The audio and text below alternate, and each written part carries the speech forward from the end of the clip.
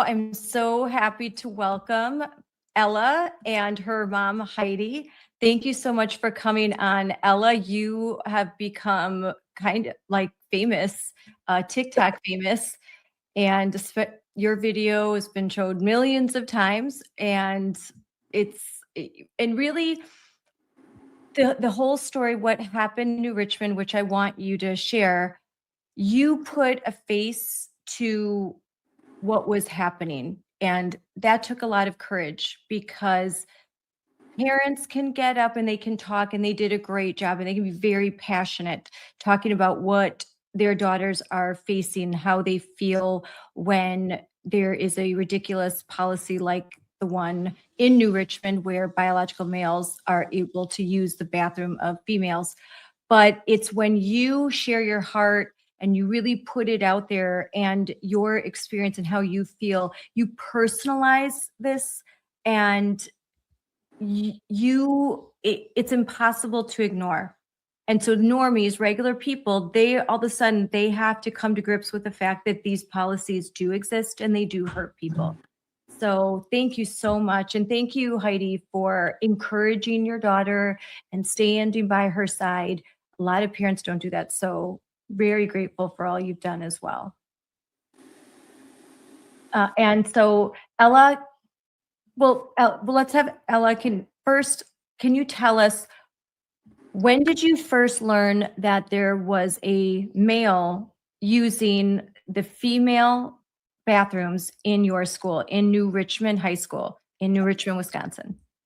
I would say like maybe 4 months into first semester, and I was just sitting in science class, and my friend came back and was like, there's a boy in the girls' bathroom. And I was like, what? And apparently this male student had just started using the women's restroom, but nobody knew about that until us just walking in and seeing it. Wow.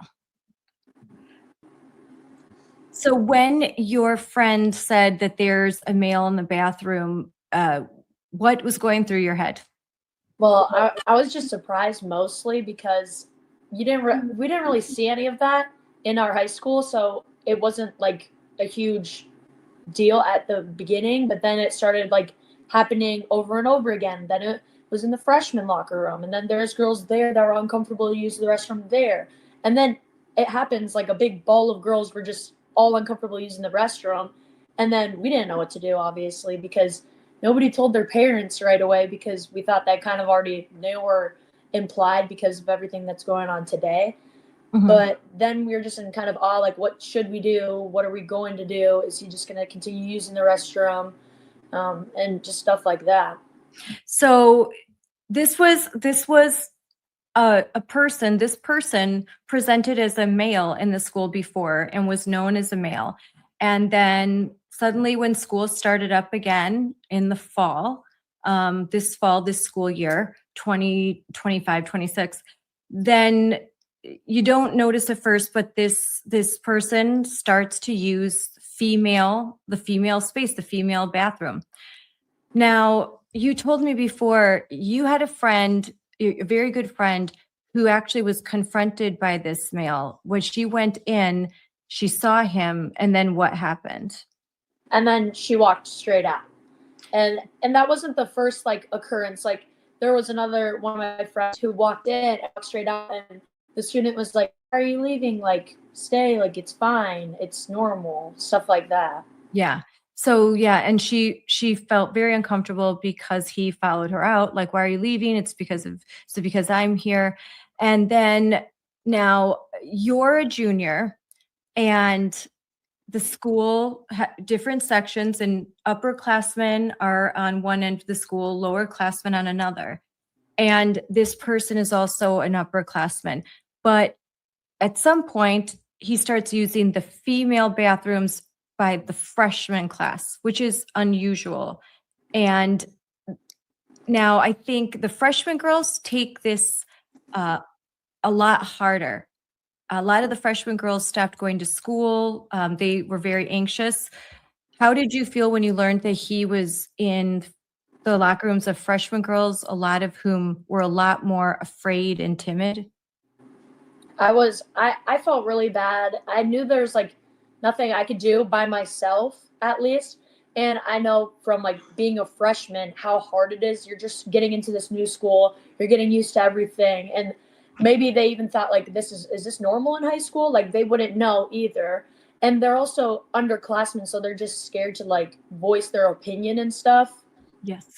Yeah, they're a lot more afraid to voice their opinion, and they're also going to react to any bullying. They're going to have a stronger reaction to it because they're already a little nervous and afraid. This is new for them. They've just come up from middle school. So now, when you did learn of this, and when your mom became aware of this, I had to go to her. you had to go to her. So that's how you found out. How did you find out, Heidi? So I saw at the school board when I believe it was Mary Stuvey got up and was like, "What is going on here?" And I said, "Oh my gosh." So then I went to Ella and I said, "Ella, is this happening?" And she said, "Yeah." And I said, "Why did you not say something to me?" And she said, "Well, because us girls, we just felt like we didn't have a say. The school told us this is happening and this is how it is." And I said, "That is not how it is." I said, "You have a voice, Ella, and you have every right to use it." And the fact that they did this the way they did and kept it from us parents, and their excuse they used was, which I found it, to me, it was kind of ironic and really rich, because they said, "We couldn't tell you parents because of privacy." Well, Wow. what about this one's privacy in the bathroom? Yeah. You don't care about that? I was kind of like, that makes absolutely no sense. Because the other thing is, we literally, I think it was like a week before that, I got an email. My son, your son had a case of lice in his classroom. You know what? That's a violation of privacy, because I could look at my son and be like, who wasn't in class today? Little Joey Stevens. Well, there it is. There's who's got the lice. It's the same. I can ask her who this kid is that's in the bathroom. She's going to know the answer. And to me, it's almost insulting our intelligence as parents. And to me, it seemed really sneaky and shady. Why you wouldn't, and the way they went about it, these girls should not have had to walk into the bathroom to find out that their space was now being violated by a biological male. That's not okay. That's not how they should have been. They should have never found out that way. And you should have never found out by attending a school board and hearing a mom say, "Hey, I just heard, I just got a call from another parent that there's a boy in the girls' bathroom, and I confirmed it with my own kid." And you're just attending the school board meeting, and suddenly you're surprised to hear this. You have a daughter in the high school, and you're like, "What? Wait, what are you talking about? Why would they not address this? This is such a big hot button topic all across the United States. And these girls just don't want a boy in their bathroom.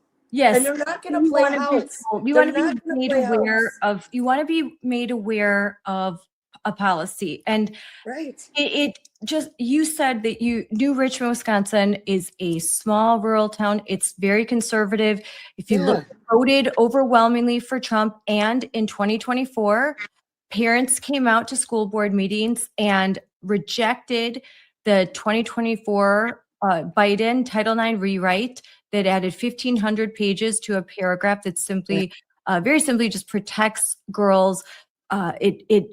Title IX was created based on a binary that girls would be, they would have the same opportunities as boys in sports, in academics, and that their privacy would be protected, and that's exactly why what the whole thing was about. It's about protecting girls, women and girls.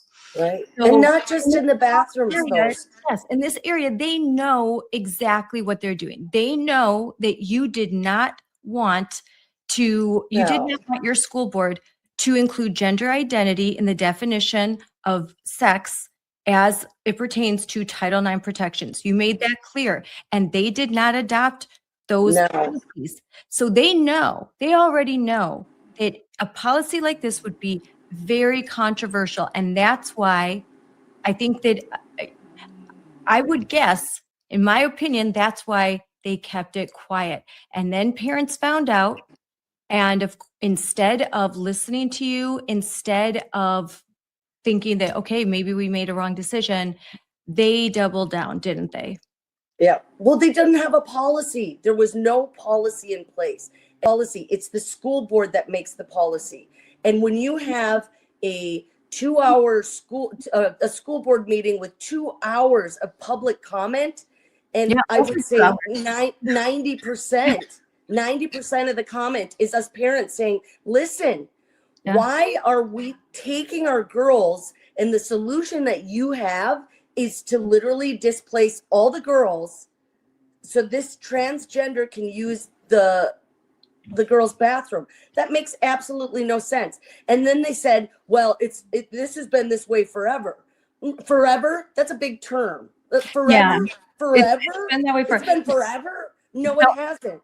No, It so hasn't been a problem, is the real answer. This has not been a problem because transgender students have always used the private one-stall bathrooms. That's why this has never been an issue. well, But it's never been anything. because you didn't even know about it. No. So you never were able to make it an issue. It Right. probably would have been an issue if parents would have known. If you would have known in 2016, you probably would have said, no, if there is a boy that thinks he's a girl, then yes, make some accommodations. But Right. that accommodation is not to have him in my daughter's space, because this policy doesn't just pertain to bathrooms. It applies Yes. to shower rooms. It applies to locker rooms. It applies to sports and athletic teams. And that's where we're at with this, Scarlett. That's the real wound that started to open up, is because, first it's the bathrooms, then we get to go into the locker rooms.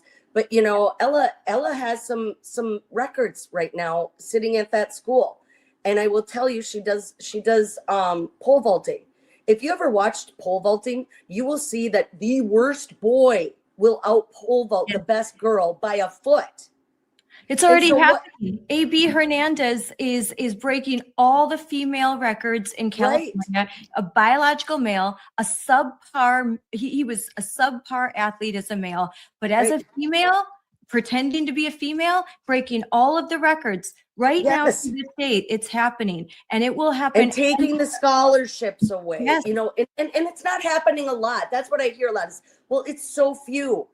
It always starts with few. And that's a few becomes a lot. That's the problem. Yes. A few becomes a lot. And which child do we decide gets to lose their accolades? Because I'm not letting her give up her accolades. She works really hard for all these records that she's been trying to set. Yes. I'm not going to let her give that up. So which child do we choose to give up those accolades? It's going to keep growing. And, Leah Thomas is a perfect example. Yes. Of what happens when you have a male in sports. And now Ella, when what were you told? And I can say that we have emails from parents who wrote the administrators when they found out about this policy, and they said, and they wanted to verify, is this true? And could you change it? We don't think this is fair. The administration told parents, this is our policy. We are in compliance with state and federal law, which they are not, and we'll get back to that. And so if your daughter is uncomfortable, then she can use one of the single stall spaces. There are 4 in the school. Your daughter will have to go to the office, ask for a pass, maybe be escorted, and then likely miss some class time and get a tardy pass. So Ella, now you're in the school. You have asked to use the single stall restroom. This is not something that's very comfortable to do? Do you feel singled out? Do you feel describe somewhat of a scarlet letter? Yeah. Yes, it is. With this. It really is. So I don't want to speak for you, Ella. What is the experience? You are there. And so what does it mean when you can't use your restroom and you have to go through this process? Well, now it's just losing learning time, because I'm usually upstairs for all of my classes, at least most of them, and the only single stall restrooms are downstairs located by the front of the school. So I hold it in until lunchtime because that's when I'm like closest to the single stall restrooms. But I have asked to use the single stall bathroom once, not at lunchtime during passing time, and I asked for a pass. But the bathrooms are kind of scattered, so it's like there's one on the far end, there's two in the teachers' lounge that they let you use now, and there's one in the office. And either way, you're going to run into people. At lunchtime, I'm just like scared, hoping no teachers are like watching me because I don't want them to view me differently, obviously, as me in the restroom. So I sneak in there, do my business, whatever, get out. But the one in the office, when you're asking for the pass, everyone's in the office, everyone's seeing you, and you never know like how they're gonna view you if you do ask, and it takes a long time. Like if I'm upstairs and I have to walk all the way downstairs, use one of the bathrooms, then go to the office, then get a pass, then go all the way back, you're missing at least 10 minutes of class if you're doing all that work. Didn't they have to make a map that they put on the back of classroom doors showing girls how to get to the single stall bathrooms? There are hundreds of girls, hundreds. So girls who are uncomfortable, they have to go to the map if they, or maybe they're freshmen and they don't know where they are, and they've got to go find. I didn't even know where they were. You didn't even know, and you're a junior. You didn't even know where they No. were. All of this, so hundreds of girls are displaced. Hundreds of girls are holding it in, or they're not using the bathroom at all. Hundreds of girls have to go find one of these 4 bathrooms. And you feel intimidated because clearly a lot of these educators have made it very clear their feelings, that they want to be inclusive, that they think you're not being very kind to this boy who thinks he's a girl, and that it has even been admitted, and I have heard this myself. I've heard an administrator speak to one of the students, one of the girls complaining, and listen, they sounded very nice. And in a very nice way, they told this girl, suck it up, basically. Like, yeah. I'm sorry. I know you are uncomfortable. I know this isn't unfair, but isn't it nice to be kind? Isn't that better? Just be kind. And you know what? Our hands are tied. We're in compliance with state and federal law. And frankly, we don't want to break the law. I have heard this. I have heard them say this. They don't want to break the law. They're gaslighting these young girls without parents present, without someone like you, Heidi, to stand up for your daughter, to say, wait a second, you like now, you know, when someone's being gaslit, you know, when they're being manipulated. So there's no parent there.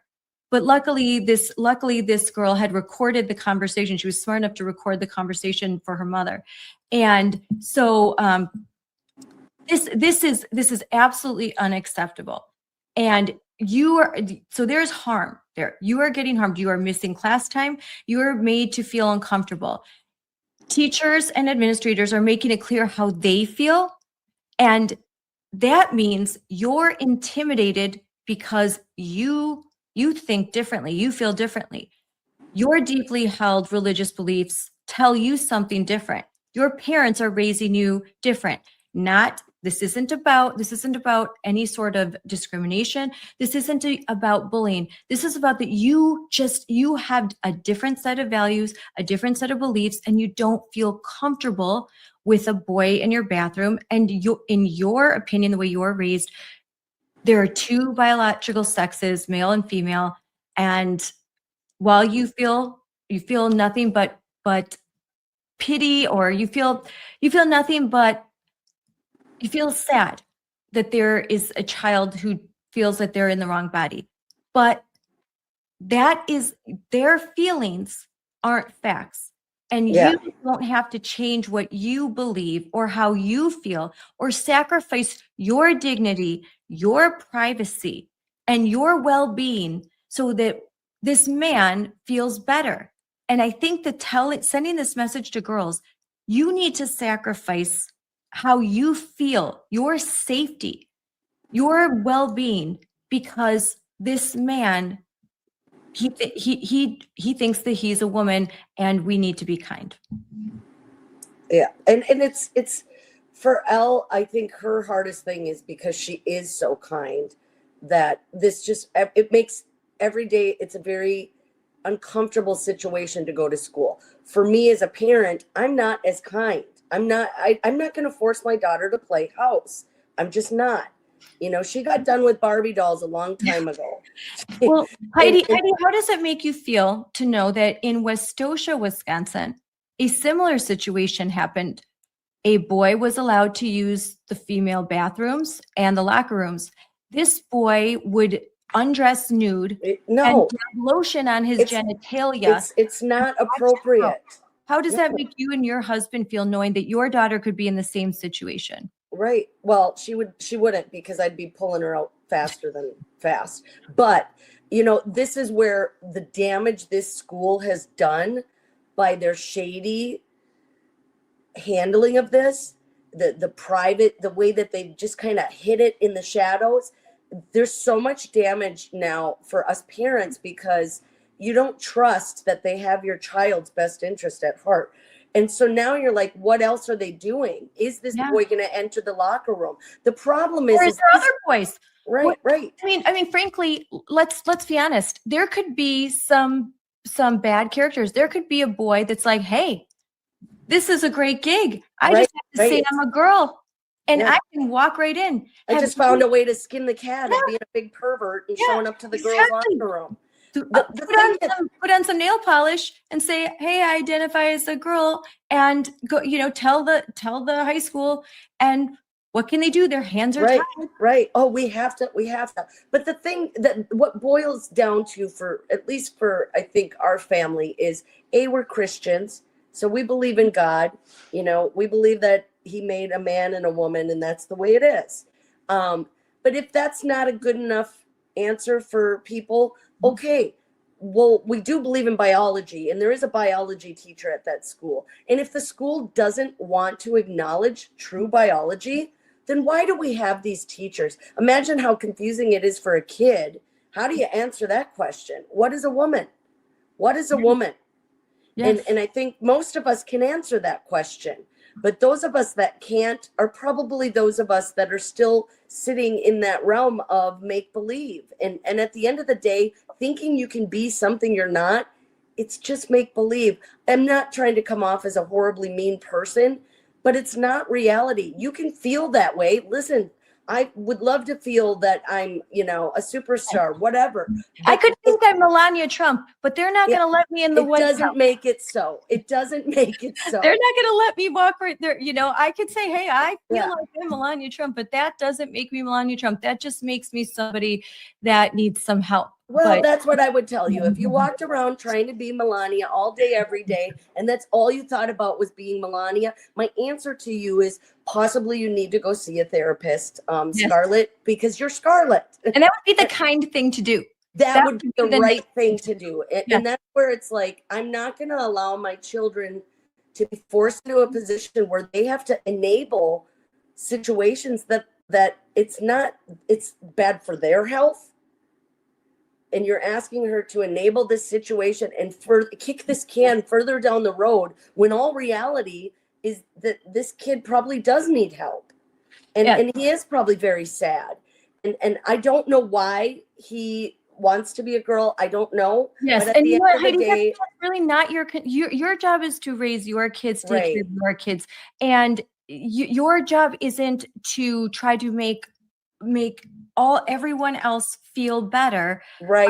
And that's not. But make everybody else feel better at the cost of my sacrifice of myself, and that's where we're at. Is this school has asked the entire student body of girls to sacrifice their own happiness, their own privacy, their own comfortability to make one person happy. And you can pull the trans out of it, pull anything out of it. And let's just get to the bare bones. You are asking an entire student body to make themselves uncomfortable, unhappy, and filled with anxiety to make one student happy. It doesn't make sense. And there could have been an answer. You know, and Heidi, you were at the school board meeting where was an alternative policy. Yes. And that's what it did is like, we're like, hey, we get it. You've told all of our girls that they can go use this single stall bathroom, but why are you not telling all of these? Well, why are you not telling this one particular individual that he can use the single stall bathrooms? Yes. It doesn't make sense. And then the Wisconsin Institute for Law and Liberty created a statutory, the Wisconsin Institute for Law and Liberty. These are great lawyers. They have argued before the Supreme Court. They know Wisconsin statute, and they created a policy that was compliant with both federal and state law. And it was a policy that would allow girls to retain their privacy and dignity, and also to any persons that identify as trans or non-binary, that they have access to a space. But the girls get to retain their space, because you know what? See what's happening. It's just common sense, Scarlett. I mean, it's basic math. We have 100 girls and 1 or 2 people, right? Basic math. Again, let's just wipe all this other stuff out. Why do we have to make it a political thing? It's basic math. We have 100 girls and we've got 50 stalls, and we have 3 other students that don't want to identify as anything other than a girl. Then they get one of the 4 stalls. This is basic math, and we came up with that solution. And it wasn't good enough. No, it wasn't. No, it wasn't. And so what ends up happening is that the boys have a bathroom, but the girls don't have that same. They're not afforded that same right to have a bathroom. Let me ask you, Scarlett. I wonder what would happen if the school turned around and looked at the trans girls in the school that have transformed into boys and said, "You're going to have to now use the boys' bathroom, whether you like it or not. If you're going to identify as a boy, then you have to use the boys' bathroom." That wouldn't be fun for them, would it? No, actually one stood up and talked at the school board meeting and said that they did not want to use the boys' bathroom because they were afraid. Ella, how did that make you feel when you saw that there was a girl who identifies as a boy say, "I don't use the boys' bathroom because of fear"? Well, it goes both ways. Like, I don't want a boy in my bathroom because I'm afraid. Like, I'm not going to go in the boys. Why should they be able to just come in mine? And it's like one of those things where it's common sense. You just know. A girl uses the girl, a boy uses the boy. It's one of those things. And everybody else use the other stalls. That was the solution. I mean, it seems reasonable. It was a good solution, and they rejected it. But there's good news. So something significant happened yesterday. And Scarlett, can we back one thing up? Sure. Go ahead. They didn't just reject it. We also called for an investigation as to why this happened without us parents knowing. And you know what they said about that There's no reason we would ever do an investigation about this. Okay, you just tore the student body in half. And you think you fought for somebody's rights? You just made things worse for these trans students, which nobody wants to see happen. And you also made things worse for the girls. Yeah. And you mean to tell me that an investigation into why you all came up with these decisions and why you shot down our agenda that we had proposed to you like that? I mean, I don't even think they read it, to be honest with you. No, I'm sure they didn't. But that's a very good point. So then you wanted an investigation. You wanted to know how we got there, and they said nope. Surprise, surprise. They are going to deny any investigation of themselves. They pretty got rid of that pretty quick. There's only one school board member that said yes, we should investigate. And the same school board member and he's got skin in the game. That's the thing. He's got Not one of those school board members have skin in the game. If they do, it's a grandchild. Yes. And it's like, okay, you're so far removed. Life when you were younger is nowhere near what life is like for these kids nowadays. Yeah, that's a good point. Yeah, so the one younger school board member that has girls said, we should have an investigation. And he was the one that proposed the alternative policy that was shot down. And he was repeatedly rebuked and kind of cast aside. But there is good news. So Ella, yesterday, the Department of Education announced that the Office of Civil Rights has opened a Title IX investigation into the new Richmond school district. So it turns out this district is not in compliance with federal law. And now they are going to get, and this is going to be a very lengthy, difficult investigation. And thankfully, because of parents like yourself and because of the work of Moms for Liberty at St. Croix County and so many other friends and allies and the Wisconsin Institute for Law and Liberty, a lot of that investigation there's been a lot of work done for them, and that's great. So Ella, what did you feel like when you heard the news? Well, my mom came busting in there and she's like, Ella, oh my gosh, you need to hear this. And she read the whole thing to me. I'm like, no way. And then it was like quoting, it was like one student said she felt fear and stuff. And my mom's like, that's you, like your voice. It was her, it matters. Yeah, it was crazy. You were quoted in the press release, and what they do is they issue a backgrounder. So I got that. You were quoted as you were cited that there was a girl who testified, a student who said that she was made to feel uncomfortable. She didn't want to use the bathroom. So your voice really mattered and it was heard. It was really important for you to speak out, but I know it had to be really scary. How did you feel like after you spoke out, you received some harassment, didn't you? Mm-hmm. I received good and bad. Right before my speech, I was literally shaking. I was stuttering. Like I was up there. My hand was like this the whole time. I couldn't. And she was the first one to speak. Yeah. It was like the very first one. Pull my paper up. But afterwards, yeah, there was a lot of like people that were just like, okay, if you're not using the bathroom during the day, then how do you do it on like this time of the month? And I just replied like with my genuine answer, like, this is what I do. Thanks for the question. Like, there's nothing bad about my response. It's just the truth, really. And afterwards I felt like I was just gonna cry because I was really scared. And I was speaking on the side where like all of the people that were for like biological males using the women's restroom, I was speaking on that side. So I heard some like talking as I was saying my speech, and I was like, great, like I have all these people just like talking about me right behind me. But it was really nerve-wracking, but I'm glad that it was heard more than just the people in the school board meeting that were there. And yeah, I was just really it ended up being good in that outcome. Yeah. Oh, better than good. So great. And yeah, you were the very first one, the very first speaker. That had to be, I'm telling you, Ella, there are adults that can't get up and speak. No. There were adults that even backed out. There were some that were going to speak, and it's intimidating. It's very intimidating this is your community. This is where you live. These are your neighbors. And now you're saying, you're taking a stance on something that's very controversial. Now, this is more than they say 80-20 issue. I think this is like a 90-10 issue. 90% of sane people, 10 people who are 10% who are crazy. But this issue, I think when people really understand it and they are on our side, and I can tell you those are facts proven because every year when they do polling on this issue and ask the questions, should biological males be allowed to use the bathrooms, the locker rooms, the shower rooms of females, the answer increasingly, whether Democrat, Republican, it's no. It's a resounding no. The more people learn, the more this insanity continues, the more parents are rejecting it, community members are rejecting it.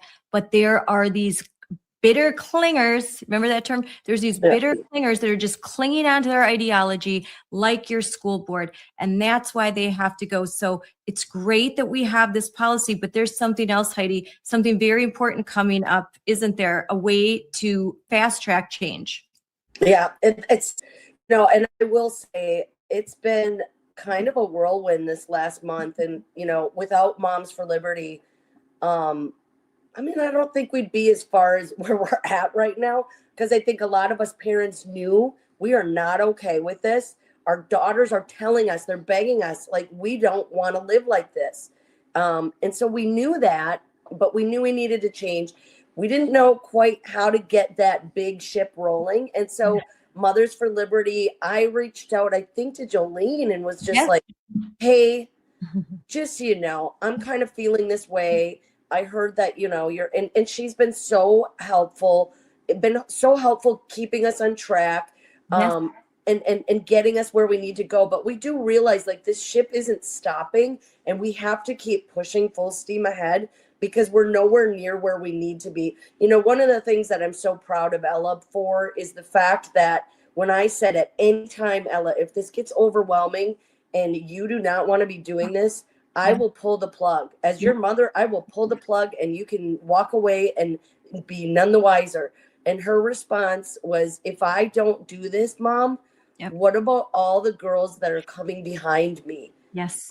You know, Thank you. And she, you know, her big thing is like, I have to do this, Mom. I have to do this because if I don't stand up now, these girls coming behind me are going to lose their privacy. They're going to lose their accolades and they're going to lose their scholarships because it's just going to get bigger and bigger. And they're just going to keep taking more and more to the point where all of a sudden a biological woman doesn't even exist anymore. The word biological doesn't even exist anymore. You're so proud that she was able to do this. But in doing this, and I really do say this, like these kids sparked a movement in us and in us parents going, okay, so there's certain things she can't do, right? Like she can't vote. She's only 16. She can't vote yet.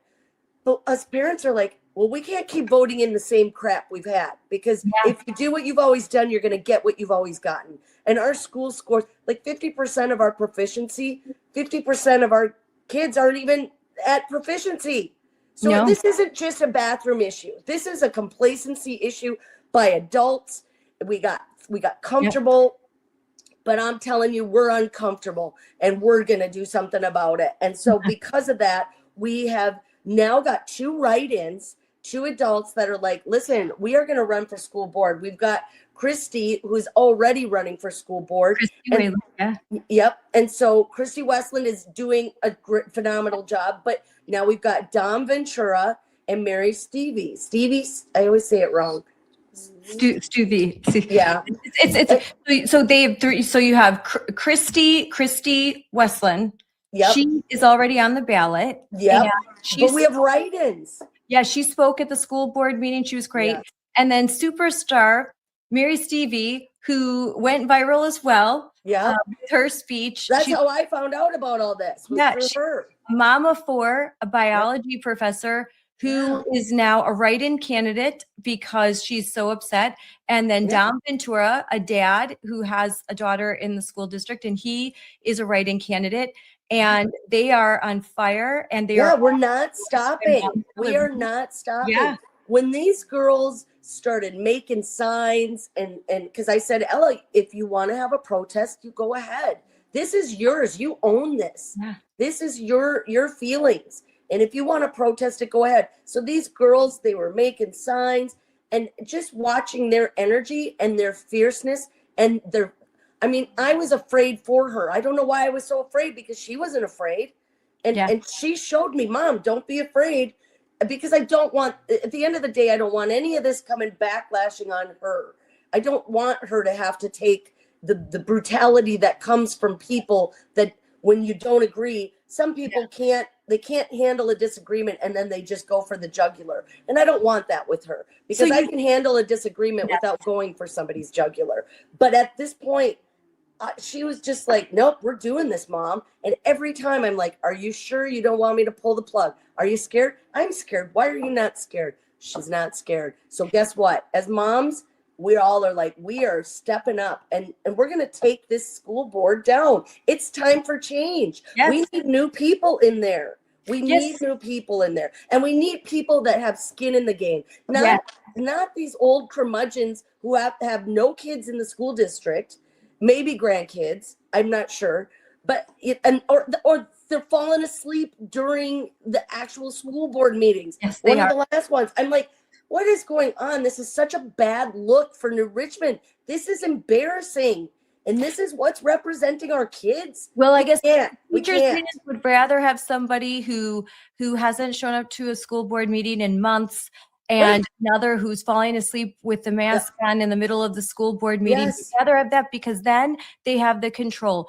Then these educational elites, these woke elites, they just want the power, the control, the money, and they want to be able to use classrooms as their political theater. Kids become guinea pigs. Yes. For experiments. That's what they want. They don't care about the reading. They don't care about math. No. They don't care about the well-being of girls. They just care about advancing their agenda. And Yes. they are political. They view education and teaching as political. We get accused of that, but that is not the case. No. I want schools to be apolitical. I don't want any of that in the school. I just want education. Yes. And I've always said that there's three things that don't belong in a lot of places. It's sex, religion, and politics. Why is the school pushing this? It doesn't belong there. If you leave all that out and these kids get an education, stop worrying about this stuff and worry about the fact that 50% of the students in that school are below grade level for proficiency. Yes. That's not good.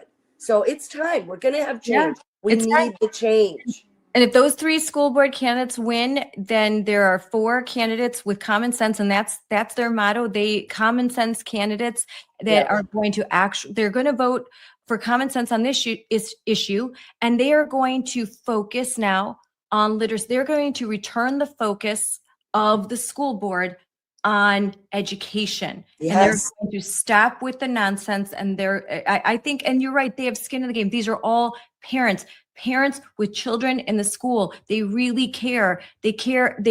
And I think it's commendable that they're willing to sacrifice their time in a climate like this to kind of get beat up on social media every day, but they're doing it, and they are the spirit of Moms for Liberty. They're joyful warriors, as are both of you, and I'm so grateful that you could come on and talk about this.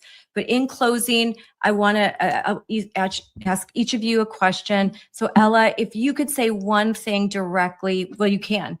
You have the opportunity to say one thing to America. What do you want to tell them about policies like this, and what do you hope to see happen from this investigation?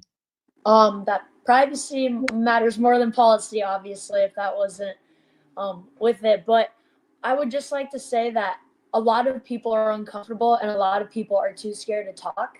And it shouldn't have to be that way. We shouldn't have to be scared to talk. But with that, I'm saying, like, if I can help all these girls that were sitting next to me that were like, I'm with you, but I'm like too scared to talk. If I can help just all these girls feel comfortable, have their privacy back. This is a space in the bathroom. Like, it's not just a bathroom. It's not, for women, it's a place to go put on some lip gloss, go touch up your hair, go cry with your friends, like just a little refresh from break. Like, this isn't just a bathroom we're talking about. This is like womanhood, like truly, like this, the bathroom, it's completely different than a male bathroom. And if I could just say one thing, it would just be speaking up for all the girls and, just making sure that our privacy is kept enclosed and there's a policy laid down. I love that you said that, especially as a teenage girl.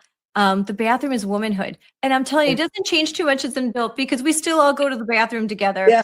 And we're still like talking and doing our hair and like, oh, how do I look in this? And it's our space. It's more than just a bathroom. It's our space. Yes. It's a place you go when you're feeling sad, a place you go when you just need to kind of hide out for a second. It's yours, kind of a sanctuary sometimes. And it's being invaded. And that's why it feels so personal. It's not just a bathroom. This is your privacy. This is your dignity. This is your space. I just don't want a guy in there. I don't. Yeah. I don't even want to be in the same bathroom with my husband most of the time. So I need my privacy. I have my own bathroom. Thank you. In my house. I don't share with my husband. Privacy. I want to do my makeup by myself. Yes. Yep. Oh, funny. Yeah, so you get it. So, and Heidi, in closing, what do you hope comes from this investigation? One thing that I hope comes from all of this, and is that the United States people, parents, I should say, specifically the parents, do not fall into the trap that we did here. We got complacent. We trusted people with our children to make good decisions that were beneficial to all the children, trans, non-trans, doesn't matter. We trusted these people to make decisions, and this is a black and white issue, so there is no gray. So yes, somebody is going to be told no, and I am sorry, But at the end of the day, it's a majority thing, and it should have stayed, and our kids should have been safe.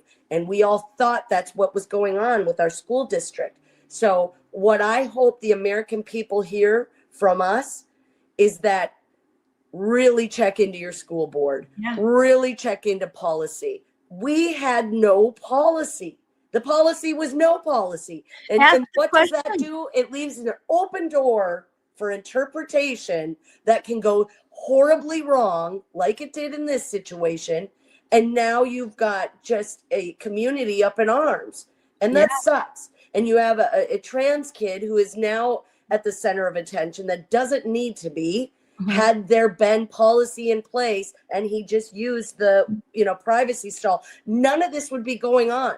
But it is. And it's because we were complacent as parents. And so, you know what? School board elections matter. If there's anything that I could tell the American public is that's where it starts. That's where it starts. School board elections matter. And had the school board adopted a policy, like I said, they didn't have a policy, but not having a policy, as Attorney Dan Lennington from so dangerous, not having a policy, just because they haven't put it on paper doesn't mean they don't have a policy. Whatever they are doing, that's their policy. And what they were doing is allowing boys into girls' spaces.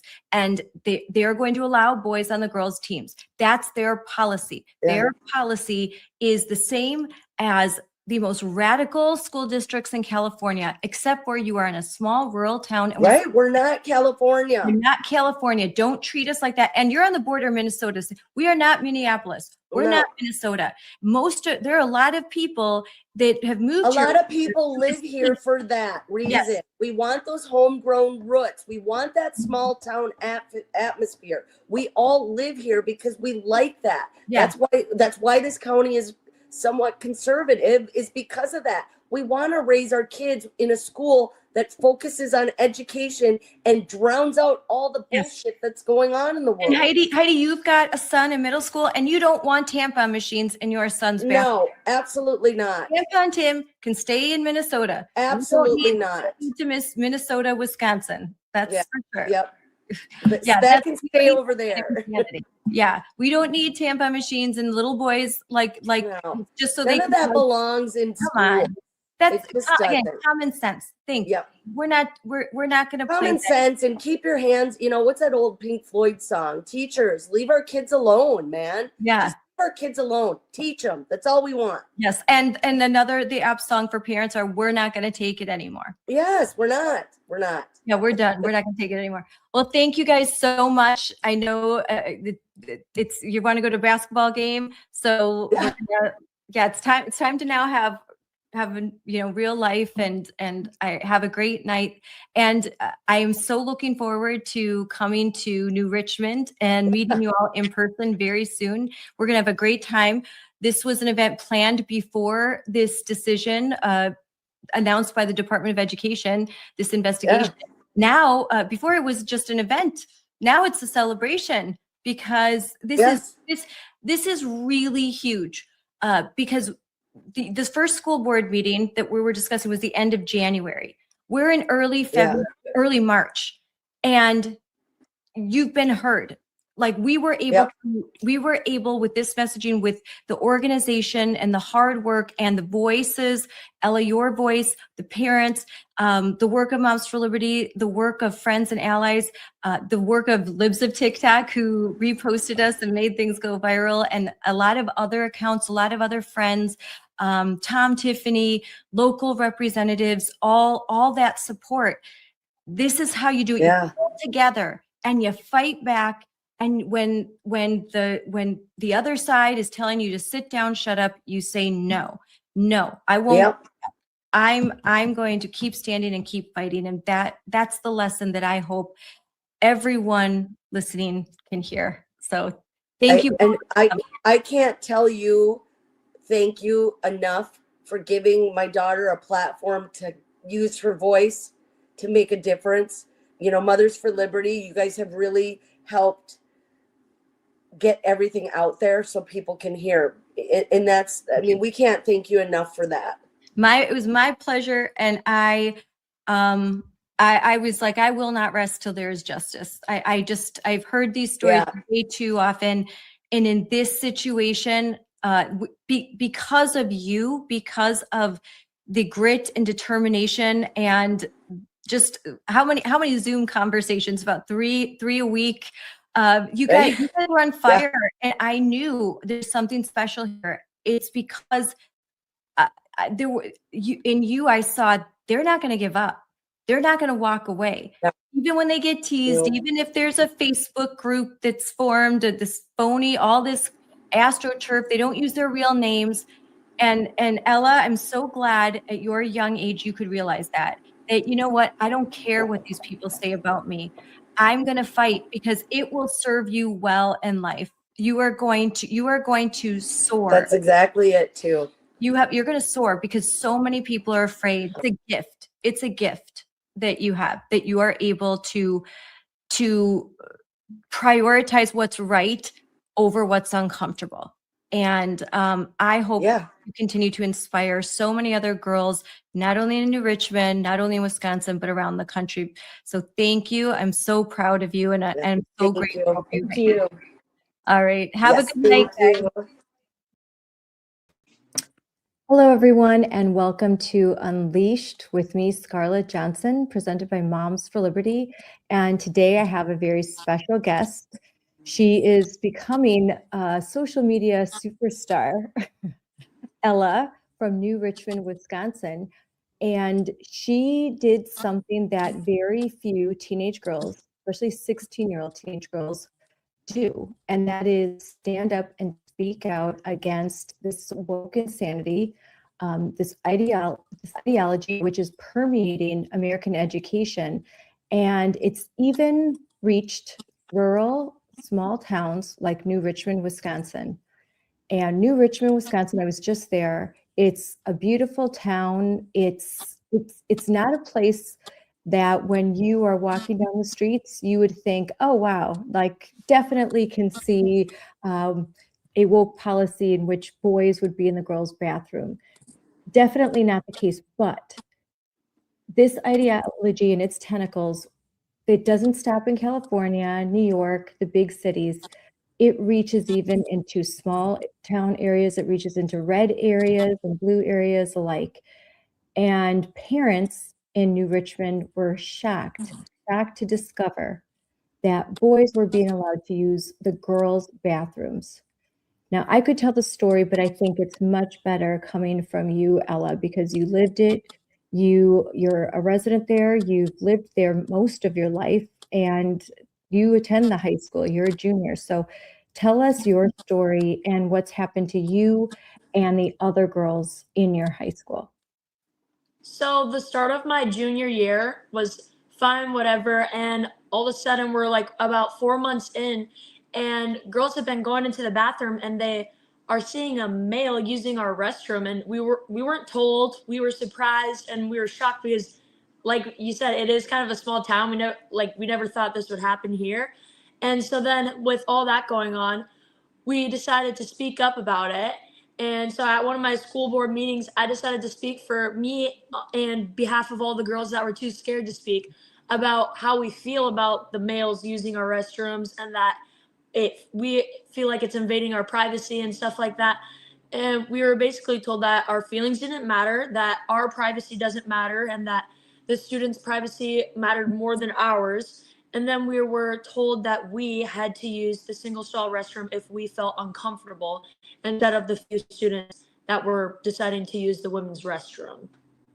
Now, Evita, thank you for joining. I'm so glad to have you here, Evita Duffy Alfonso.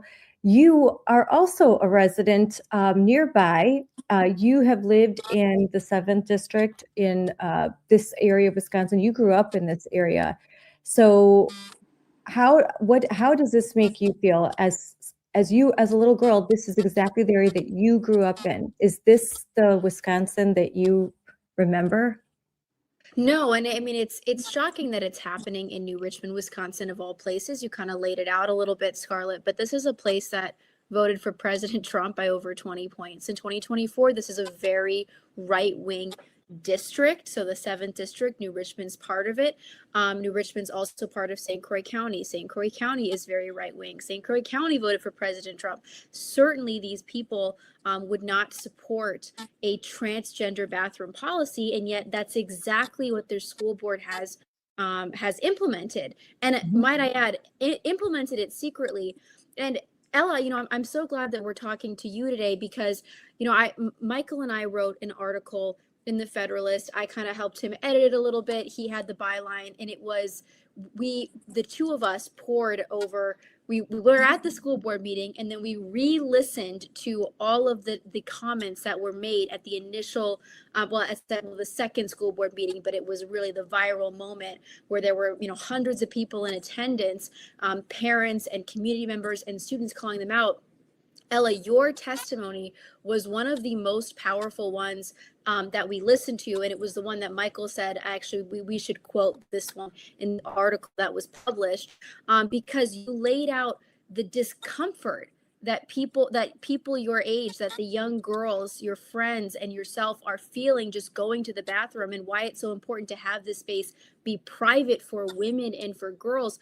Can you talk to us just a little bit about like why it is such a discomfort to have a male in this private space? Yeah, for one, my beliefs, I'm like Christian all the way, and having a male in a woman's restroom, it's male and woman, like you can't change what God gave you. So it's kind of uncomfortable in the sense of that. But then not only that, the bathroom isn't just a bathroom. I said this, it's a place where girls go to cry, go to touch up their makeup, ask their friends if they look good. Like it's more than just a bathroom at the end of the day. And so having the one space that you feel the most comfortable and like is the one space in the school that you can go to, being taken over by somebody that isn't biologically like able to go in that restroom. It was a violation of my privacy and all my friends' privacy.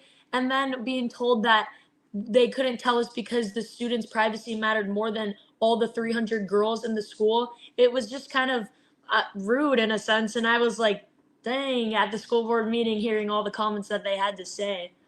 I like what you say about a girl's bathroom, that it's more than just where you use the bathroom, especially for a teenage girl. It's sort of your space. It's your space when you're feeling overwhelmed, where you comb your hair, you splash water in your face, you put on your lipstick. You just want to sometimes just get away. Girls tend to go to the bathroom together. That's a trait that never ends. Like even in adulthood, you're like, oh, hey, you want to go to the bathroom with me? Because you just, it's sort of communal. And so it's invading your space, like your girl's space. And I don't know, there's something really kind of special and very personal about that.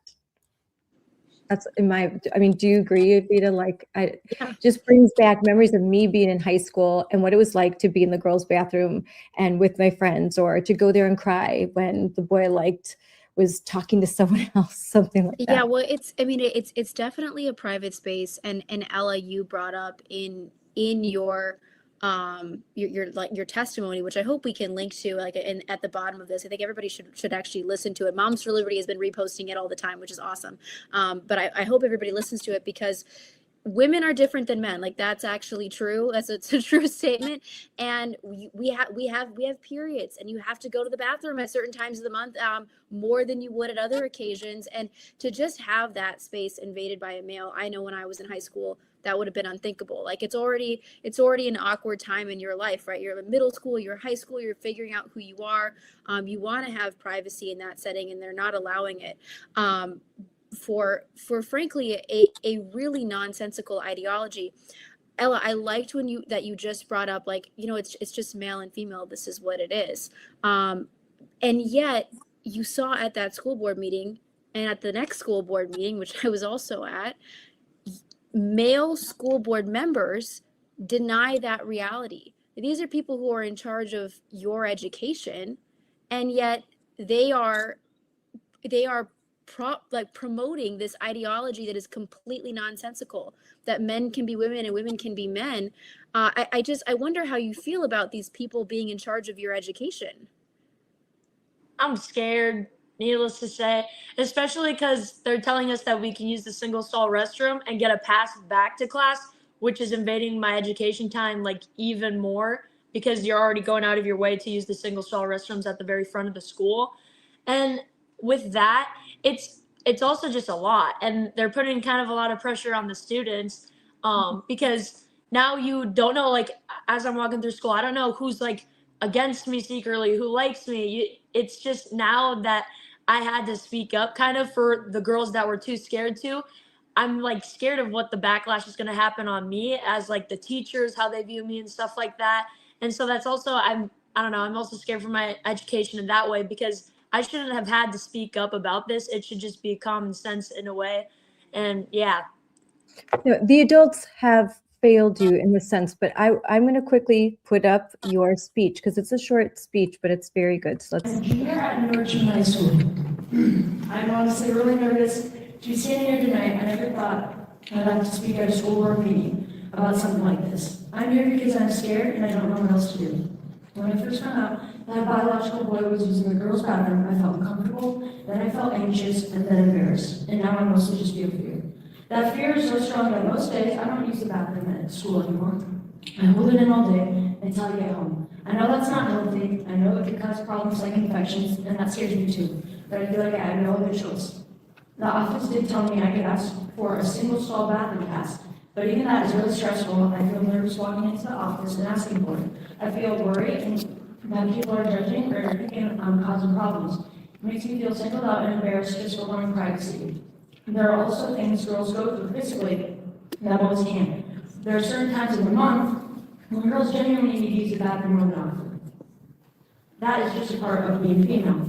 Having to manage that while also worrying about a boy being in the bathroom is humiliating and stressful in a way that is really hard to explain unless you are a girl.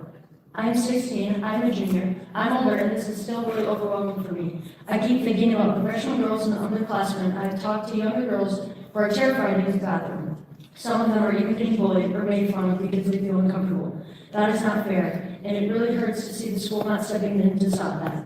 This is also difficult for me because of my faith. I believe God created man and woman differently and intentionally.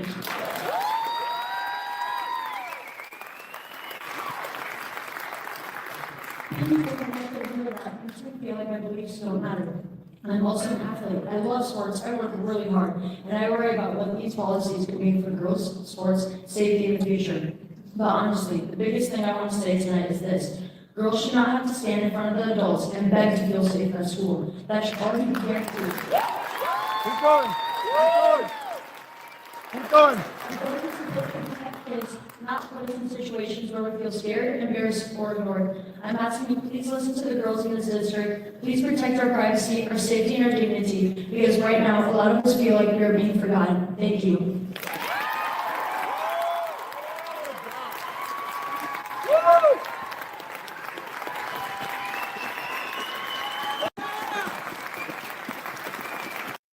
Wow, that's amazing. And look at how many parents were there that night and their reaction to your speech, which gives me goosebumps. So many things that you said in that speech are true. You should not have to stand before a dais of adults, mostly male. It was all male on the stage because the one female board member is like in a hospital bed for several months and didn't even make a presence and couldn't even understand what was being said. So there you are, a 16-year-old girl standing in front of all these adult males asking basically for your dignity and your privacy, and that you just don't want to be scared anymore, and that you're worried as an athlete, what do these policies mean if this boy decides, I want to try out for the girls volleyball team, I want to try out for the girls track team? Does that mean I'm going to have to, compete with him? Is he going to be in my locker room, my shower area? So I think those are all very real and valid concerns. Yeah. I mean, I just want to applaud you, Ella, for just like I'm so glad that the video, like you turn around and you see how many people are there. There were a lot of people there. That was a 4-hour meeting and there were hundreds of people there.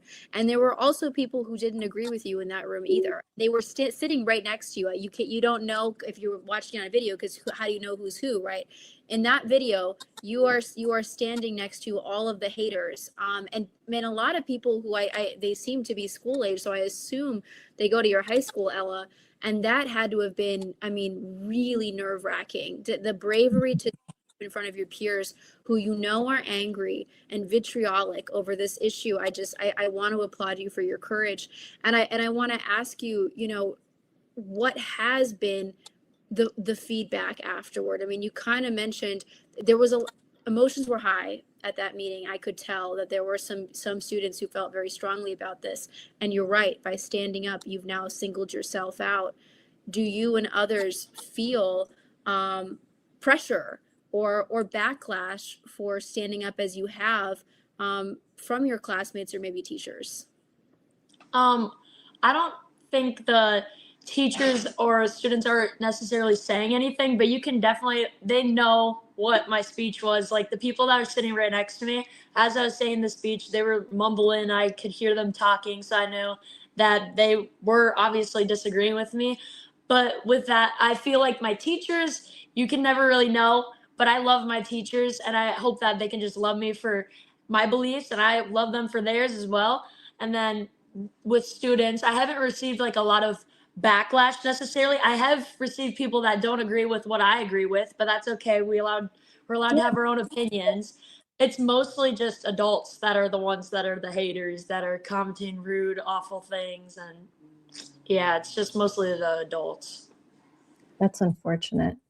But you, how do you feel after you've stood up, you've spoken up, and even some of your videos that you've put out, they've been reposted by Riley Gaines and really influential people in the conservative movement, and they're cheering you on. How does that make you feel?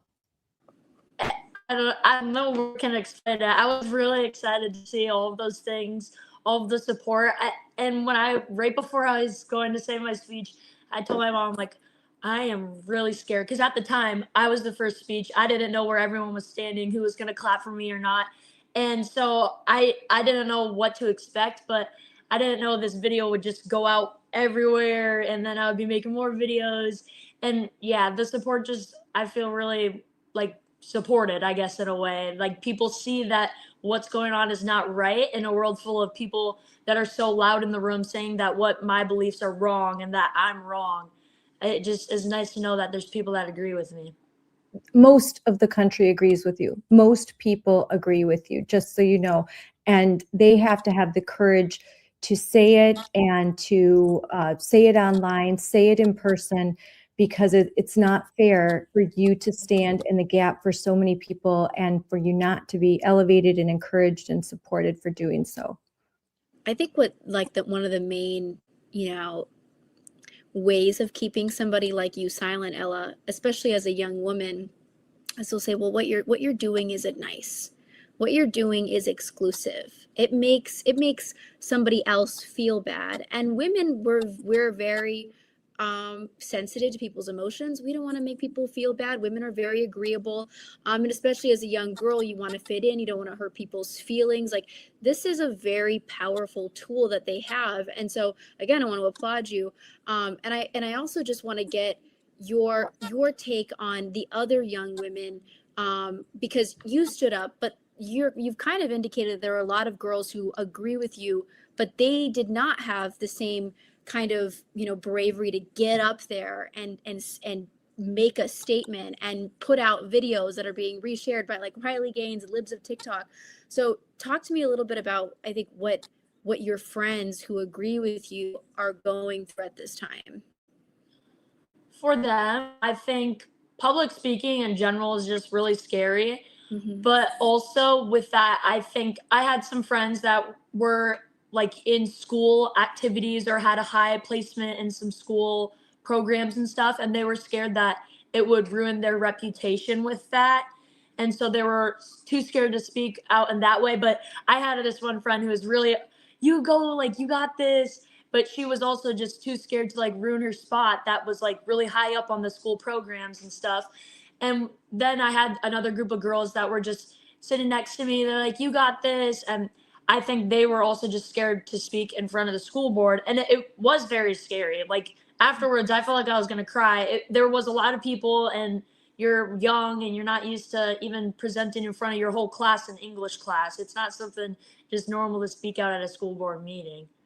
I think, Evita, you can understand that super silent supporter type, because I know I get them a lot, and especially like you during COVID, because you were kind of like Ella during COVID, speaking out when no one else was when you were in college. And you get a lot of people that are like silently support you, but they don't, you kind of wish they would publicly support you. Eventually they do. Eventually, because what you're doing is right, they do. But it is not easy to be that first voice and kind of not necessarily a lone voice, but a first voice, a young person speaking out on this. It is rare. And I commend you both for being very strong young women. Yeah, I mean, I'll just say this to you, Ella. Like, I think courage catches fire for sure. And you just need that one person to come out and be like, hey, it's, men are men and women are women. And it's really wrong to have males invade our private spaces. And here's my POV as a young woman. Just that one person going out gives everybody around you courage. Right? Like this, it's like a psychological thing. It gives everybody else permission to also be brave. So to be the first one, and to do it as eloquently as you did. I mean, there's a reason why I was like, oh, Michael and I were like, we have to quote this one in the article. Like this is one of the best testimonies that we've seen. To do that, I think, is extremely, extremely powerful. And Ella, the reason why I believe there was such fast action by the Department of Justice, the Office of Civil Rights, and if people don't know, we had really great news last week when the Trump administration announced that there was going to be an official Title IX investigation into the New Richmond School District for violations of Title IX because they were allowing boys into the girls' bathroom, that they were allowing boys to have a private space, but they were not allowing girls to have a private space. And it's discrimination. That's not equal. So if you had not spoken out and been so vocal, I don't think this would have happened as fast as it did, because there was at least one person, one teenager that stood up and said, this harmed me. There was actual harm. And that's really important in a legal case and an investigation like this. So I hope more girls follow your lead, because the only way that this is going to end is if the girls and their parents, they have the courage to speak up and to join lawsuits and to file complaints. It's the only way, because there's only so much I can do. There's only so much Evita can do. We can shine a light on the stories, but if the people that are experiencing the harm don't say something, very little can be done. Yeah. So I think that's totally right, Scarlett.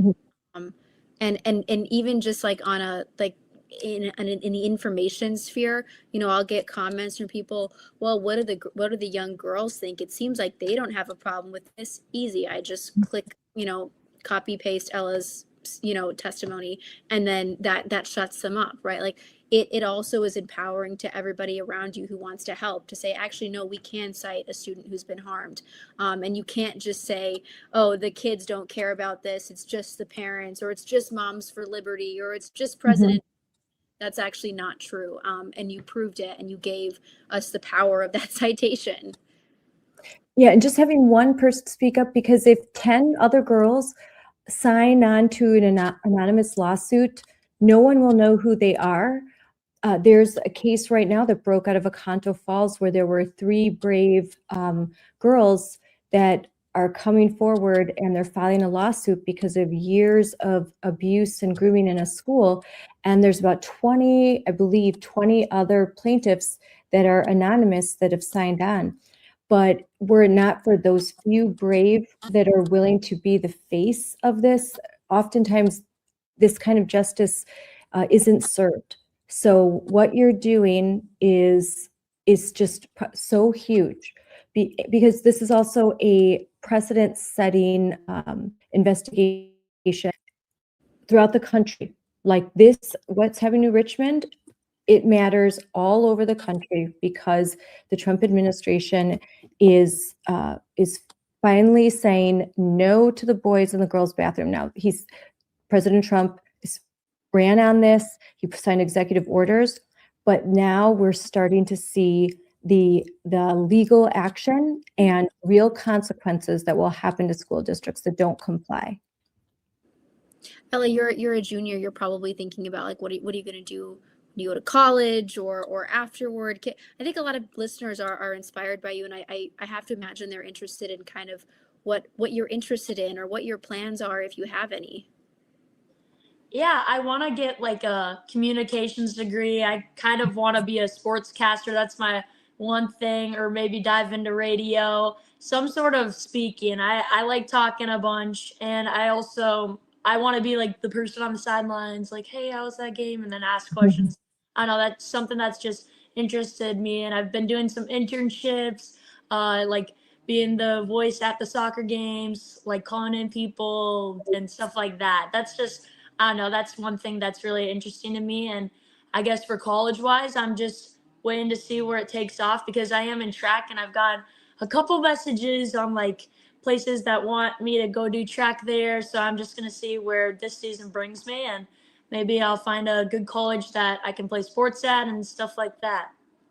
Well, so Ella wants to be a sportscaster, and so I think good behavior and bravery and being an awesome person should be rewarded. So in the comments, if you have an internship or an opportunity for Ella to be a sportscaster, you should definitely drop a comment or DM Scarlett. She'll put you in touch. Yes. I'm sure if you change your mind and want to go into newscasting, then you should message me, Ella, and we'll figure that out too. Yeah. I definitely think you have a future in public speaking. I mean, if you just watch those videos, and this one as well. I mean, you're very well spoken and you just started out. I think the first couple interviews I did, I was probably still stutter and say things wrong and you get nervous. I mean, Scarlett, you've talked about that too. Oh my gosh. I threw up the first time I was public speaking. I was so scared. So I think you have, not only are you brave, but you definitely have the talent for this. And if you want to go into more conservative, we could definitely use a young woman. There's a lot of guys in podcasting and in doing live streams. So we need more like conservative, independent-minded women. And so you would definitely have you have star power. So you would have an audience and you could build something with that and you could continue to stand up and fight for all the things you believe in. So it's definitely something to consider. And you can talk, and I'll help you with that too. Evita.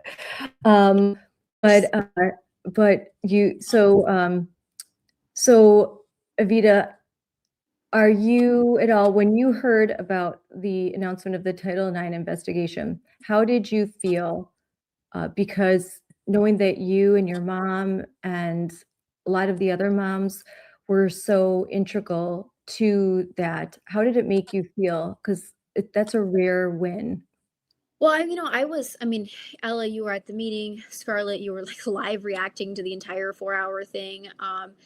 What I felt was extremely vindicated because if you listen to that initial meeting that was 4 hours long where Ella spoke, the primary argument from the New Richmond School Board, other than Ben Engelhard, and then of course the school, the district's lawyer, was that we actually have to violate the privacy of women and put them in danger because otherwise we'll get sued. And it turns out that with the Trump administration investigating and threatening, of course, with that investigation, a lawsuit if they find New Richmond to be guilty, is that the opposite is actually what the district is at risk of. So it felt very vindicating because They were attempting to tell parents and young girls like Ella, we have to do this. Well, our hands are tied. And it actually turns out, no, you're making a political statement. You're taking a political stance right now with this decision to have a transgender bathroom policy. And in reality, the opposite risk exists for you because you are misinterpreting Title IX. Title IX was implemented by Richard Nixon, right? Signed into law by Richard Nixon, who had no idea what the hell gender ideology or nonconformity or whatever you want to call it is. And it was meant to protect women. It was meant to protect women's sports, women's spaces, to ensure equal access. And they have completely eroded that. They've destroyed the meaning of it. And they tried to silence parents who understood that. And now I think there's going to be consequences for what they did. And I'm glad. Yeah. Yes. And one thing you're going to do upcoming is you're going to be helping out in a parade, right? A St. Patrick's Day parade. Yeah. So what are you going to be doing?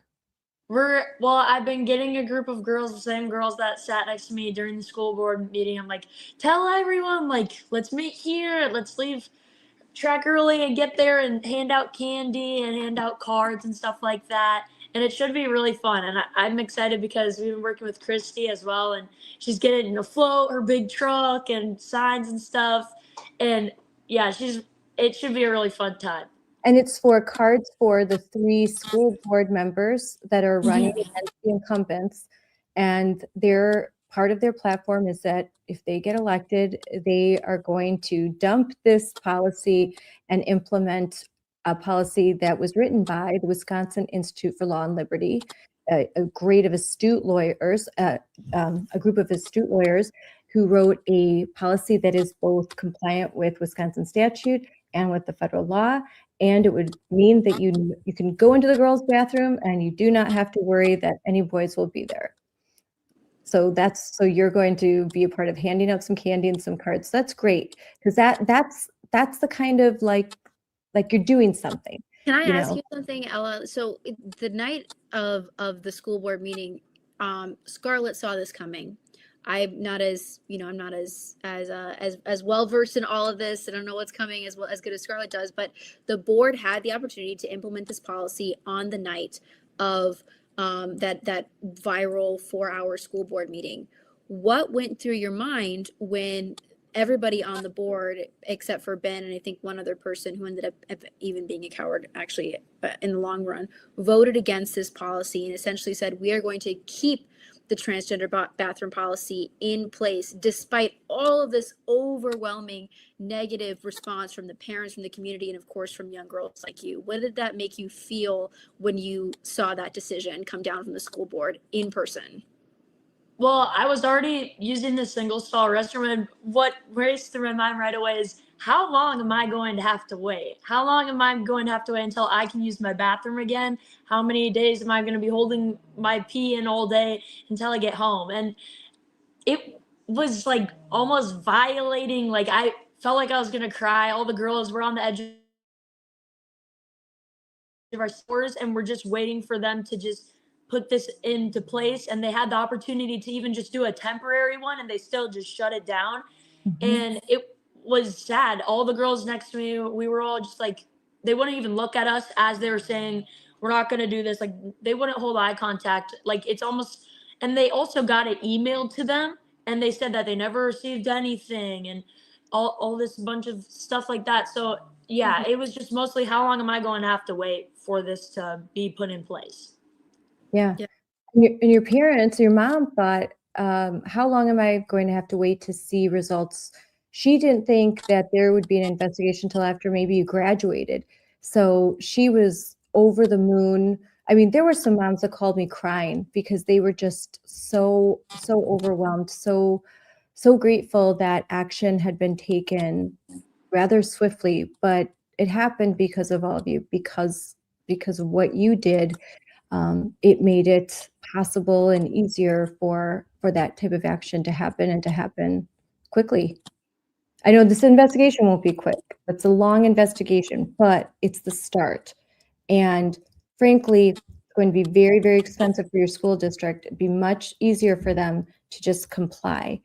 but they seem resistant because there was another school board meeting, right, Evita? That Yeah, you, I have to tell you, Scarlett, that that meeting was honestly like just as frustrating as the first one, because they spent all of this time. First of all, again, they reject like a sound, sane policy for the second time at the second school board meeting, and then they start talking about this idea of like building like a bunch of separate like non-gendered bathrooms, and it's going to cost the district like millions of, I'm sure. Yeah, I mean, this is just like a crazy idea, and it's like, and it's not going to even be. This is not like a short-term thing either. Like, it's going to take years for this to get done and approved, cost all this money, and I'm just like, we don't need this. Like, there's this thing called biological reality, which Ella pointed out at the very beginning of this segment. We don't need to have a bathroom for gender non-conforming people. It's like, just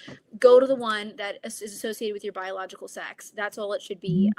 And I don't know why we're having this conversation. It made me feel so, I guess, disillusioned with the brain power of a school board representing people who are so smart and so good and hardworking and just normal. I don't know. I felt like I was in crazy town. yes, yeah. They were haughty, they were aloof and arrogant, they were dismissive of their constituents, and then of course they voted to not investigate themselves for keeping a policy secret. Yeah, that was the best part. We're not going to investigate ourselves. We decided not to investigate ourselves, like, and now they're getting investigated nonetheless. So, but they could have avoided all of that. This is their choice. This is something that this is a path that they are taking, and it's something that can get off of if there's 3 new candidates. So, do you feel hopeful, Ella? Do you think that there's a lot of people still talking about this? Do you feel hopeful that there could be change as quickly as April 7th, the election? Yeah, I think so. And we have majority of the town on all of our sides. So I think it should be a successful voting. I mean, I can't vote, but like, if you care about your kids, you will know the choice to choose. You know what I'm saying? I would say New Richmond adults, if you care about Ella and these girls, get out and vote. If you went and voted for Trump, get out and vote on April 7th or earlier. We try because early voting starts March 24th. Get out and just vote for the school board candidates, and they'll be on the St. Croix County. They're already on the St. Croix County Moms for Liberty Facebook page. So if you don't know who to vote for, because there's 2 write-ins, you can bring your phone in and you just go to that Facebook page, and the names are right there for you. So it's easy. I'm gonna give Scarlett a heart attack with this question, Ella. But I just have to ask you, did it ever cross your mind? Because it's really brave of you to say, I'm gonna stand up, I'm gonna say what biological reality is, give my testimony, but then also still stay in the New Richmond School District, because it's deeply inconvenient what you're going through and are continuing to go through. Did it ever cross your mind or the minds of your parents to leave? Again, Scarlett does not want you to leave, and Scarlett is going to be mad as the results of that, but has it crossed your mind? No. I think the fight has gotten so strong. I'm going until it's finished. That's awesome. Yeah, that's awesome. This attitude will serve you so well in life, Ella. I can't even tell you. There's so many challenges that are going to come your way. You're only 16, but if you just continue to have a fighting spirit, you're just going to be so successful and so happy in life. And I'd have to say that even some in your peer group that aren't standing up, I think they'll regret it one day, and you'll have no regrets, because you'll know that when the time came and you were tested, that you did the right thing, that you passed the test, you finished the race, as the Bible said. Like, you were found, you trial by fire, and you're gold. So yeah, just very you proud. will be rewarded in your life for being brave, for sure. And sometimes it doesn't always feel like it in the moment. Yes. Ultimately. And God will bless your efforts. And because we're all Christians here, like, you're doing what's right, and God will bless you and your efforts 100%. So I get teary-eyed just like thinking about it. So very special. But that's why I wanted to talk with you, Ella. And I know you had a busy day, school. Hopefully you don't have too much homework. No, I'm good. I finished it up right before I got on here. Okay. All right. Well, is there anything else you'd like to say in closing? Anything you'd like the world to know? Just thank you for supporting me, and thank you, Scarlett. Thank you for talking to me. I I was just telling my mom before this. It's like everyone's saying whatever Moms for Liberty is like a hate group, whatever. I was telling my mom it feels like I just gained a second mom. Like I Oh, swear, I'm talking to you every day. We're calling, we're that's so texting. Yeah, I've received nothing but love. So I don't know what they're talking about, but thank you for talking to me and thank you for giving me this opportunity to speak. Oh my gosh, I'm gonna like cry. That's so sweet. Yeah, it's been especially like hard day. So thank you for saying that because it's a lot of lies out there because we are successful, because we are trying to empower parents, and this woke zeitgeist wants to keep parents down and quiet and keep you down and quiet. And right, Evita, like your mom, you Evita's got Mama Bear OG, like just always out there fighting. They I want love us. the name calling. I love that. Like a hate group. Like what? Scarlett's part of a hate group. Yeah, She's leading the Klansmen or something over yes, the domestic terrorist organization. I mean, just because like we honestly just care about kids and we want them to have the best opportunity in life. We want them to have childhood and childhood innocence, and we don't want them stuck in front of screens in the school. We don't want them to exposed to inappropriate sexual content in school. We want to support teachers too in their free speech rights, and we want teachers to be safe and protected. These are not extreme radical ideas. It's radical to be opposed to these ideas. And it's just a lot. A, the media just doesn't do its job. And that's why we need you in the media, Ella. We need more people in new media telling the truth. I mean, think about it. Who would even know what's happening in New Richmond were it not for the new media, were it not for me on social media, were it not for Michael and Evita putting an article out in the Federalist, without libs of TikTok, without our allies. We force this out into the consciousness when they try to keep this in because this is the shame they don't want anyone to see. They know that whether you're Democrat, Republican, you don't want your daughter in a bathroom with a guy unless you are mentally unwell, because there's just no normal person that thinks that that's a good idea. Couldn't agree more. And I think Scarlett, we should. It's April 7th is the election. We have Christy Westland, and then write-ins Dom Ventura, and then is it Mary Stuvey? Is that how I'm pronouncing her name? Yeah. Yes. So if you're in New Richmond, please vote for those three: Christy Westland, Dom Ventura, and Mary Stuvey. Dom, Yes. Mary are write-ins. Yes. And if you question how to write their names, you can contact the Moms for Liberty at St. Croix County. They have a Facebook page, Jolene. You can DM me.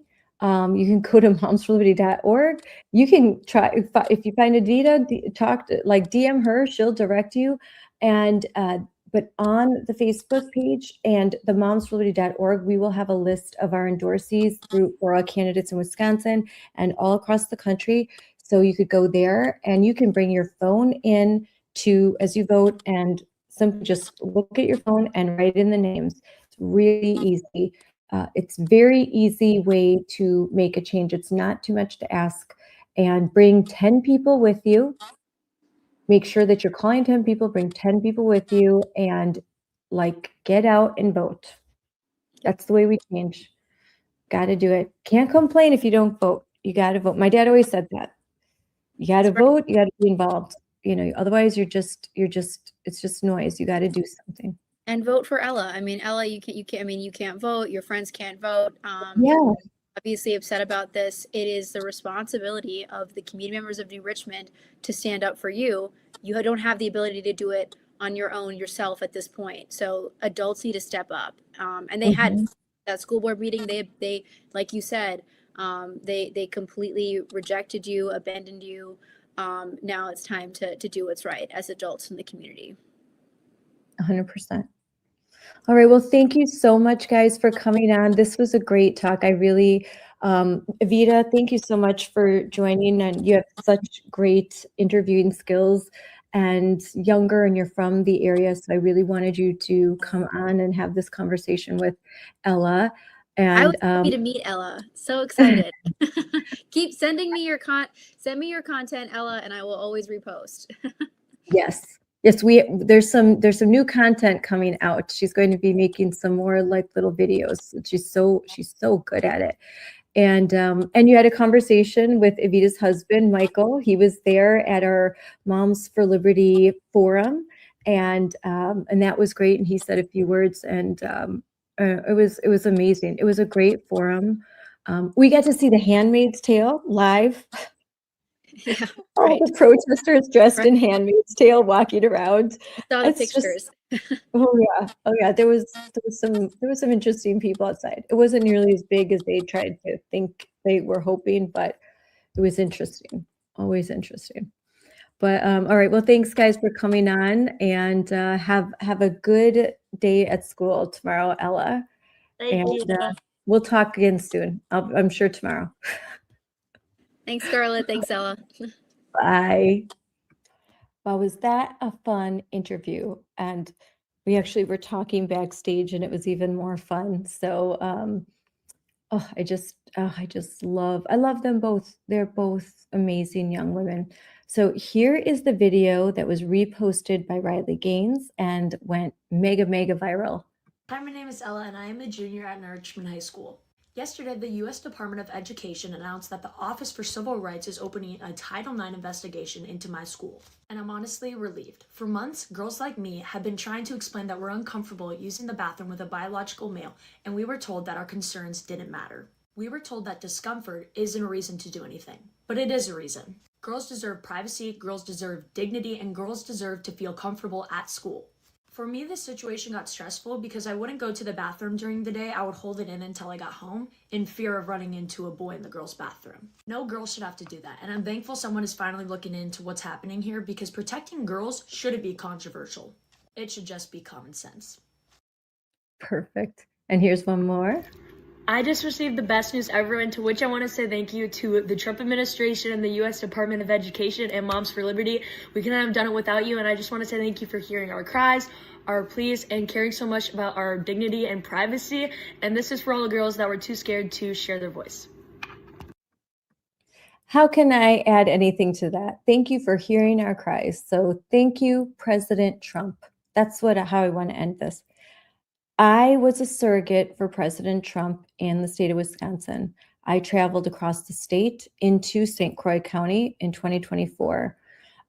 It was difficult, but one of the best, most fun experiences of my life. I was able to basically go around the state with folks that are currently in the cabinet of the Trump administration right now. And I got to experience Wisconsin, my home state, in a way that I'll never forget. And I got to talk to so many people. And my little stump speech was all about protecting our kids and protecting girls, protecting their private spaces, protecting women's sports, and kicking this woke ideology to the curb. And my closing line usually revolved around something like this: make America normal again, make America sane again, make education safe again, and make America great again. And basically the saying that make America normal again, that really resonated. And President Trump was true to his word. One of the biggest applause lines that he would receive, and to this day receives, when he gives a speech, is when he talks about this crazy ideology. Even in his State of the Union, he's just like, these people are crazy. That's what he said. And he's right. It's crazy. It's crazy. Lots of times there are politicians that say things to get elected, and then they do something completely different once elected. Not President Trump. President Trump and Pam Bondi as Attorney General, and Harmeet Dillon as she is the head of the Office of Civil Rights. They have done so much by a lot of presidents, a lot of politicians say one thing to get elected, but then do something else once they are elected. Not President Trump. President Trump has followed through with his word. President Trump is kicking this ideology to the curb, and I am so grateful for that. I'm so grateful for the Department of Education and the Office of Civil Rights, and that they have actually very quickly responded to the cries and the pleas of the girls like Ella, and that they are listening to the parents and that they are following the law. Could not be happier. So thank you. Thank you to all in the Trump administration who made this miracle happen. We are all so grateful for all the work that you do. There are so many people that work in these departments that I don't know, but who had a hand in this. And to you, I say, you have done good work. Thank you. You've done a good thing. And to the folks and the residents who are of voting age in New Richmond, Wisconsin, I say, please vote. Vote for candidates that will end this woke nightmare. Woke for Christy Wayland, Mary Stevie, and Dom Ventura. And we will have more about that in the comments. But as I said, just go to Moms for Liberty, St. Croix County Facebook page, and all the information will be there. Go to momsforliberty.org, moms4, F-O-R, liberty.org for more information about the school board candidates that will be endorsed by Moms for Liberty. And continue, it's always evolving right up until Election Day. And follow me on social media, and that I have a banner for here. Here you can, the Moms for Liberty YouTube. If you like what you're watching, please like and subscribe. Follow us on X at moms4liberty. That's the same for all of our handles. And then again, momsforliberty.org.